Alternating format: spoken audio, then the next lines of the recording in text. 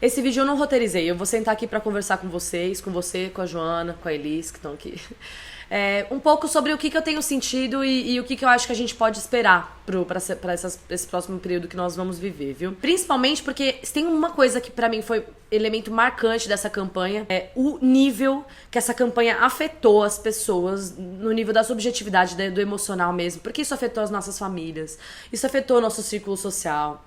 Isso afetou muito a nossa saúde mental. E, pra minha surpresa, acreditem, não foi uma surpresa só pra vocês, eu consegui manter e tenho me sentido cada vez mais segura nesse lugar, um equilíbrio muito grande. E isso, obviamente, que foi uma construção que foi acontecendo, mas esse equilíbrio e essa tranquilidade vem de algumas questões que eu queria compartilhar com vocês. Esse vídeo tá saindo aí às vésperas da eleição e ele não é pra servir pra vocês acharem que eu tô achando que a gente vai perder. Eu tô aí na rua, inclusive hoje vou panfletar o dia inteiro antes de fazer qualquer coisa. Eu tô na luta e eu tenho, mais do que uma esperança, eu tenho uma esperança fundamentada de que isso vai virar e que as coisas vão dar certo e tal. Mas eu tenho consciência também de que, independente de quem for eleito, seja o Haddad, seja o Bolsonaro, a gente vai viver períodos de instabilidade. Eu não tenho confiança de que, independente do mandato que se eleja, que esse mandato vai terminar. É aquela coisa, quando a gente toca no equilíbrio, aquele equilíbrio da democracia, é um equilíbrio que ele é muito difícil de construir e ele é muito delicado. Por isso eu acho que a participação, por exemplo, do PSDB nesse processo todo do impeachment e tal, ela é tão irresponsável. Eu tava conversando ontem com um cara na panfletagem e ele começou a citar, tava lá convertendo aquele voto com as minhas amigas, né?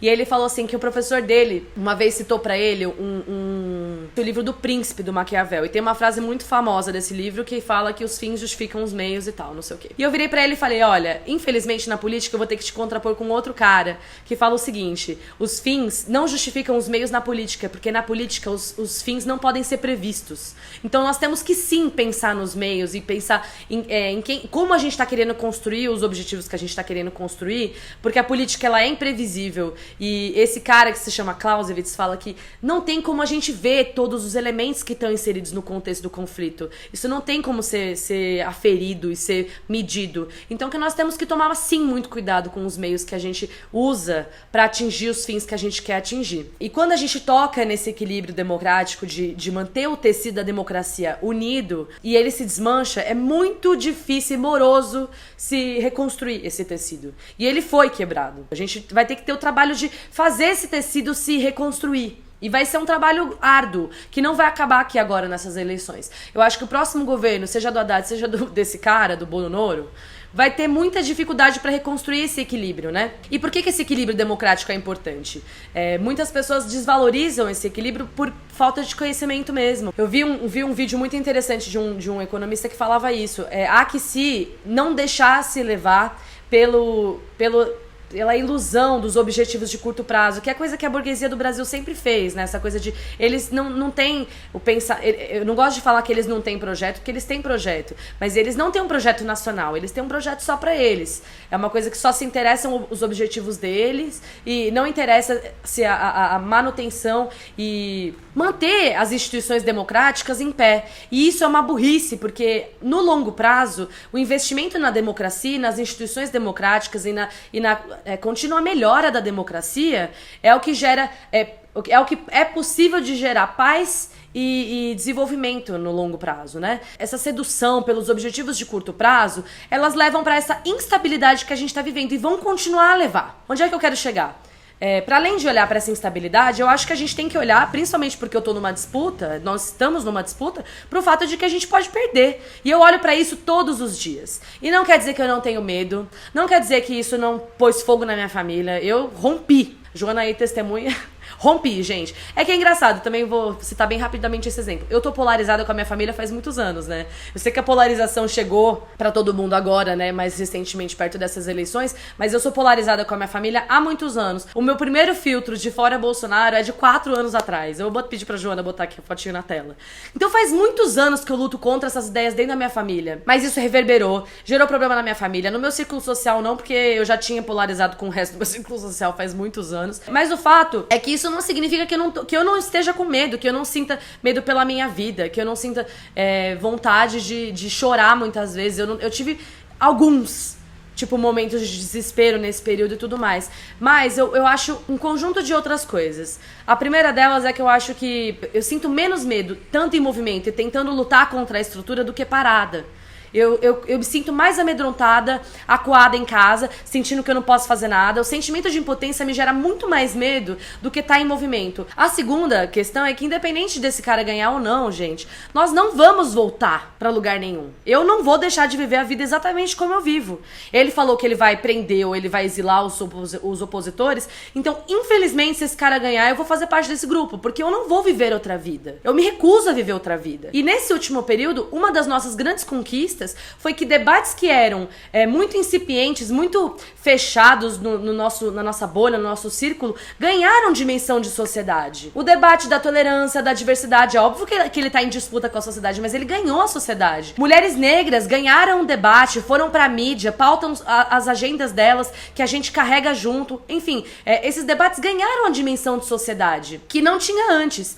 E por isso, por ter esse discurso ter atingido muita gente, nós temos hoje uma outra quantidade de sujeitos políticos que eu tenho certeza que a nossa capacidade de resistir hoje ela é outra. Ele vai ter que mesmo botar todos nós embaixo do tapete, e vai ser um trabalhão. É isso que eu garanto, vai ser um trabalhão pra ele, porque eu e todo mundo que eu conheço não vai viver outra vida. Alguém aqui tá disposto a voltar, já diria a famosa cantora Pitty, amiga de Joana, não voltaremos para o armário, os negros não voltarão para a senzala, e as mulheres não voltarão para a cozinha. Não voltaremos. Não aceitaremos menos do que o que temos. A gente não vai aceitar os nossos serviços públicos desmontados. A gente não vai aceitar ensino fundamental à distância para crianças. Nada disso. A gente não tem como aceitar isso pacificamente.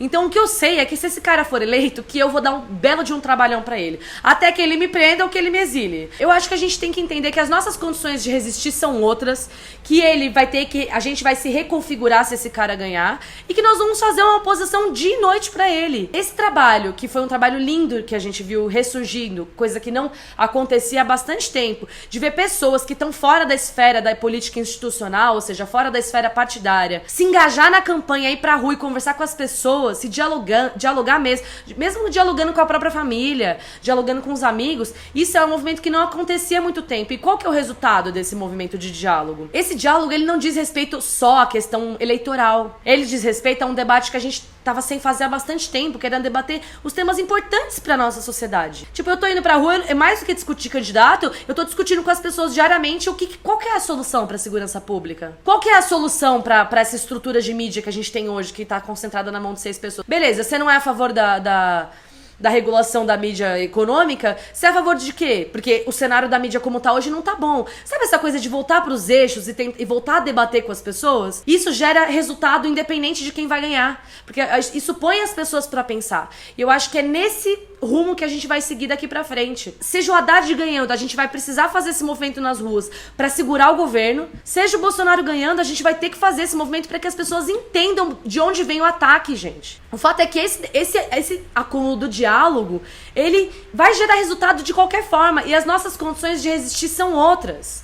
Eu acho que vocês nunca se perguntaram, e eu fiz esse exercício alguns anos atrás, porque eu não sei se todo mundo sabe, mas eu sou formada em Relações Internacionais pela PUC São Paulo, e é uma disciplina que nasce do estudo da guerra, né? Ou seja, ela nasce no seio do final da Primeira Guerra Mundial, de modo a entender o que produz a guerra e a evitar esse conflito, né? Esse conflito em tão larga escala, porque a gente já entendeu que a guerra hoje ela não é boa. Ela é boa e ela segue acontecendo porque ela é um fenômeno econômico que interessa a alguns grupos, mas ele não é um fenômeno que promove o desenvolvimento das sociedades, não promove, seja para a sociedade civil, enfim, não é algo que faz bem para a sociedade. E eu tive a oportunidade de estudar em pormenores os períodos totalitários da história, em alguns grandes exemplos, e exemplos muito tristes do que o mundo já viveu, sabe? Estudei bastante o genocídio armênio, o genocídio judeu, eu estudei bastante os períodos totalitários, e eu tive muito interesse pelo período da ditadura militar. E eu me perguntava, isso muito nova,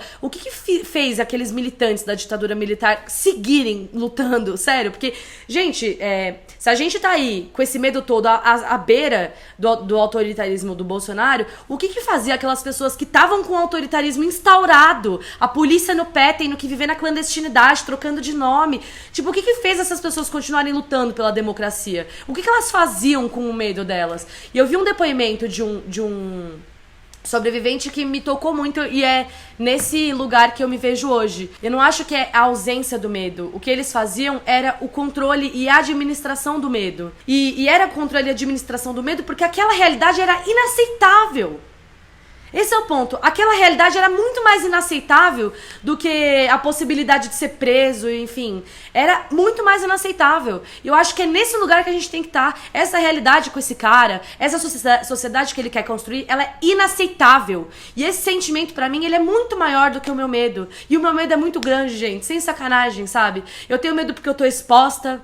Eu tenho medo porque eu sou lésbica. Eu tenho medo porque eu sou mulher. E eu sei que ainda assim eu tô numa posição, óbvio, de muito mais segurança do que outros setores da nossa população. Mesmo LGBT, as pessoas trans e travestis estão aí sendo assassinadas e vão ser mais assassinadas. O primeiro assassinado por intolerância logo depois do primeiro turno foi o mestre Moa do Catende, uma pessoa negra. Entendeu? Então a gente sabe onde é que a coisa vai começar, mas eu acho que não dá pra gente deixar o medo tomar conta. A gente precisa administrar o medo, porque a perspectiva dessa sociedade é inaceitável. E eu não vou ficar parada. Eu não vou ficar parada. Esse é o ponto. Eu não vou ficar parada, cara, com esse cara. Ele vai ter que me buscar mesmo, porque eu não vou ficar sentada olhando, não vou. Eu tô com medo, eu vou com medo mesmo pra rua, eu vou enfrentar o medo que eu tenho, mas eu não vou engolir. E é isso que eu espero de todos vocês. É isso que eu espero ver das pessoas. Não se deixem dominar pelo medo. Aprendam a controlar o medo. O medo não pode ser maior do que o sentimento de que esse lugar é inaceitável. E a gente tem que olhar pra isso olhando pro fato de que nós sim temos outras e construímos outra capacidade de resistir.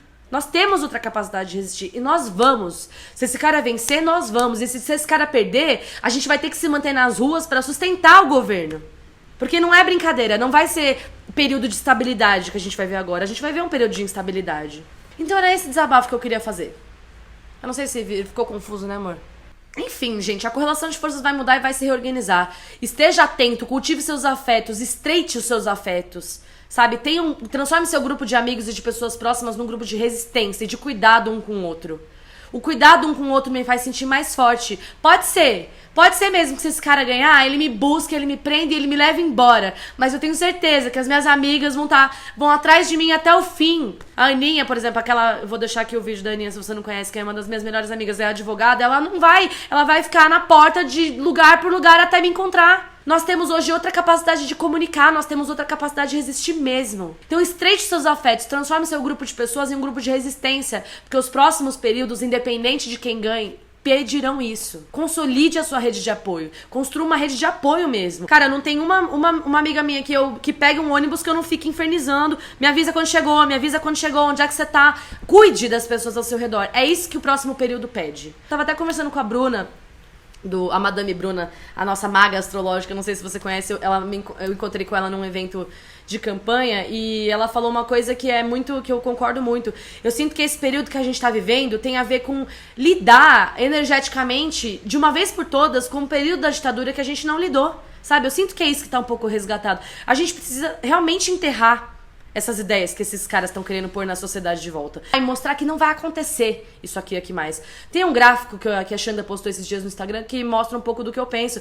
Os períodos democráticos no Brasil, eles são a minoria dos períodos que a gente viveu, sabe? A maioria é o período que o Brasil viveu como colônia, mas os períodos de democracia foram os mais curtos. Então a gente precisa estabelecer isso, fincar o pé nisso e lutar pela democracia. A democracia não é uma bandeira água com açúcar, gente. A gente achou até agora que era, mas não é uma bandeira água com açúcar, não. É uma bandeira radical. A participação de toda a população nas decisões do poder político não é uma bandeira água com açúcar. Mas é isso, eu acho que a gente tem que aprender e olhar pro exemplo dos nossos que vieram antes e resistir. O Brasil já impôs atrocidades para a maioria da nossa população. O Brasil escravizou uma parcela gigantesca da nossa população. E essa população resistiu até aqui. E nós resistiremos. Nós temos os nossos militantes da ditadura militar que morreram para consolidar essa democracia, que a gente vai ter que lutar para manter agora. Então, domine o seu medo, controle o seu medo. Não é a ausência do medo, é a administração do medo. A administração do medo porque a outra opção é inaceitável. Inaceitável. E a gente vai enfrentar isso, com o Bolsonaro ganhando ou com o Haddad ganhando. E eu acho que a Haddad vai ganhar, eu tô lutando pra isso, eu tô militando pra isso. Mas se não ganhar, nós vamos resistir do mesmo jeito. Não vai ter um dia no outro dia as coisas vão mudar e vão ficar horríveis e não sei o que, não vai acontecer. tá bom? Nós vamos estar juntos, lutando em rede de apoio, rede de resistência, porque nós construímos isso. Esse período todo em que a gente tá na rua, mostrando que a gente existe, que a gente vai resistir, e que não tem um lugar pro qual a sociedade vai... Não tem um alçapão que a sociedade vai enfiar. As pessoas de esquerda, as mulheres, as pessoas negras, os LGBTs, não tem um alçapão que eles vão nos enfiar. Não existe esse lugar, nós continuaremos aqui, resistindo e vivendo a nossa vida cotidiana, e eles que nos engulam, tá bom? É isso. Fiz um texto emocionado aqui, mas é porque eu não quero que vocês desanimem, tá? A luta só tá começando. Eu sei que tá duro, tem algum tempo, mas a luta só tá começando. Curte esse vídeo, se inscreve aqui no canal e a gente se vê na próxima. Democracia é mais nova que eu. E olha que... Joana é velha. Tô brincando.